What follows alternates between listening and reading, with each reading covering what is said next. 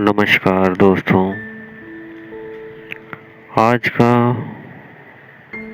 विषय है सात शरीर। हमारे सात शरीर होते हैं, जिनमें से हम मुख्य तीन शरीरों के बारे में बात करेंगे। पहला शरीर स्थूल शरीर है, जो 5 तत्वों से मिलकर बना होता है। जिस शरीर को हम अगर आईने के सामने खड़े होते हैं तो देख लेते हैं। हमारी आँखें हैं, कान हैं, बाल हैं, हाथ हैं, पैर हैं, जिनको हम देख लेते हैं, फिजिकल बॉडी को हम देख लेते हैं, उसको हम स्थूल शरीर कहते हैं। अब जो हमारा दूसरा शरीर है, सूक्ष्म शरीर, वो स्थूल शरीर की तरह ही होता है, लेकिन वो फिजिकल नहीं होता, छुआ नहीं जा सकता, लेकिन एक ऊर्जा से बना हुआ शरीर होता है। जैसा कि स्थूल शरीर दिख रहा है वैसा ही होता है, लेकिन इसे हम महसूस कर सकते हैं। और किसी किसी को अगर अच्छी मेडिटेशन में पकड़ है तो वो सूक्ष्म शरीर को भी देख सकता है।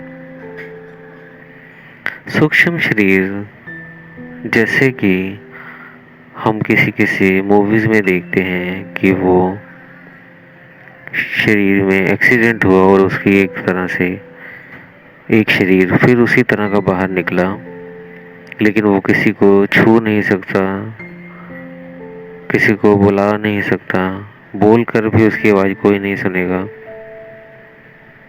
वो सभी को देख रहा है लेकिन उसे कोई देख नहीं पा रहा है।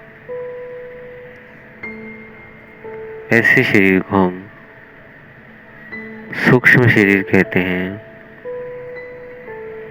जब किसी की मृत्यु होती है अनटाइमली, तब स्थूल शरीर से सूक्ष्म शरीर बाहर आ जाता है, और अगर वो शरीर ज़्यादा खराब हो गया है तो वो उसमें प्रवेश नहीं ले पाता और बाहर ही घूमता रहता है, जिसे हम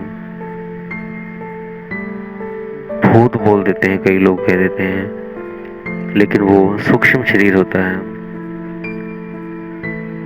सूक्ष्म शरीर के सारे इमोशन फीलिंग्स होती हैं। उसको भी भूख लगती है, प्यास लगती है, नींद आती है, लेकिन वो ऐसा कुछ नहीं कर पाता। ऐसा करने के लिए, नींद लेने के लिए उसे किसी दूसरे शरीर में, जिसकी चेतना बहुत कम है, उसमें जाकर सोना पड़ता है। भूख लगे तो किसी की जिसकी चेतना बहुत डाउन है, उसकी बॉडी में जाकर खाना खाता है। तो इस तरह से वो भूख प्यास से ऐसी तरह तड़पता है, और इसी लोग इसे सोचते हैं ये भूत है। वो सूक्ष्म शरीर होते हैं।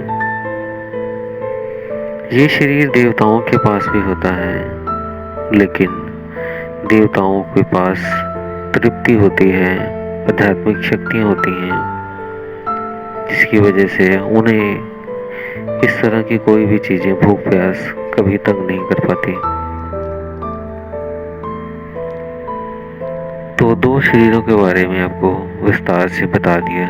अगर कुछ ना समझ लगे तो आप मुझे कमेंट कर सकते हैं, मैं उस पर आपको जवाब दूंगा, या वीडियोस अगर मुझे लगा तो कुछ अलग से वीडियो भी डाल दूंगा। अब जो हम मेन बात करने वाले थे तीसरे शरीर की, वो है कारण शरीर।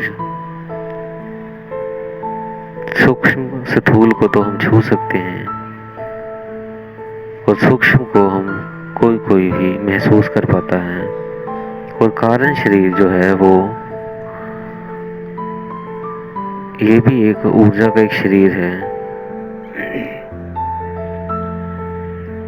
जैसे एक उदाहरण के साथ हम समझते हैं, एक कपड़ा है, उसको मान लो आप ये स्थूल है, जिसको हम छू लेते हैं, देख लेते हैं, शेप है उसकी। लेकिन उससे पहले वो कपड़ा एक धागे के रूप में था। धागा जो है वो सूक्ष्म शरीर है, और जो धागा बना है वो एक कॉटन से बना होता है, कपास से बना होता है, तो उसे कारण शरीर कहते हैं, कह सकते हैं। जो कारण शरीर हमारा होता है, इसमें हमारे पिछले जन्मों के सारे कर्म संचित होते हैं, इसमें स्टोर हुए होते हैं, सेव हुए होते हैं।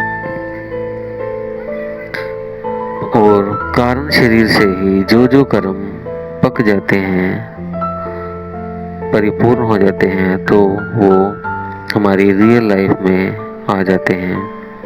जैसे कोई घटना घटनी होती है, या कुछ अच्छी घटना हो या खराब घटना हो, वो तभी घटती है जब वो कारण शरीर में पड़ी होती है। और वो घटनाएं हमारे अच्छे बुरे कर्म के आधार पर ही वो कारण शरीर में पड़ा होता है। जिसे हम कह देते हैं भी किस्मत में पहले ही लिखा था। वो पुराना प्रारब्ध होता है हमारा, पिछले जन्मों के कर्म जो बच जाते हैं, वो पूरे नहीं कर पाए होते हैं, वो अगले जन्म में हमें भोगने पड़ते हैं। तो वो कारण शरीर में सारा वो स्टोर हुआ होता है। जो फ्यूचर में घटनाएं घटती हैं, उसको कुछ घटनाओं को हम रोक भी सकते हैं। अगर आप बहुत ही अच्छे से मेडिटेशन करते हैं, तो कुछ कर्मों को आप काट सकते हैं।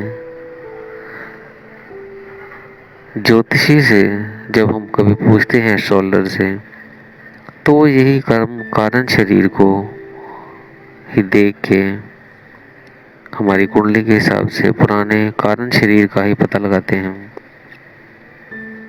और कुछ भविष्य ही देख लेते हैं, वैसे ही माथा देख के या हाथ देख के, या वैसे ही बता देते हैं फ्यूचर में ये होगा। तो वो कारण शरीर में देख कर बताते हैं। तो आप भी कारण शरीर में जा सकते हैं। मेडिटेशन ही एक ऐसा रास्ता है जिससे आप अपने कारण शरीर में जा सकते हैं, और अपने जो कर्म कच्चे हैं, भी दूर हैं, उनको आप वहीं से काट सकते हैं। लेकिन जो पक गए हैं कर्म, उन्हें आप मुश्किल ही होगा, वो तो किसी गुरु की कृपा होगी तभी कटेंगे। लेकिन जो भी कर्म ज़्यादा दूर पड़े हैं, उन्हें आप मेडिटेशन के रास्ते से जाकर कारण शरीर में प्रवेश करके उन कर्मों को काट सकते हैं। तो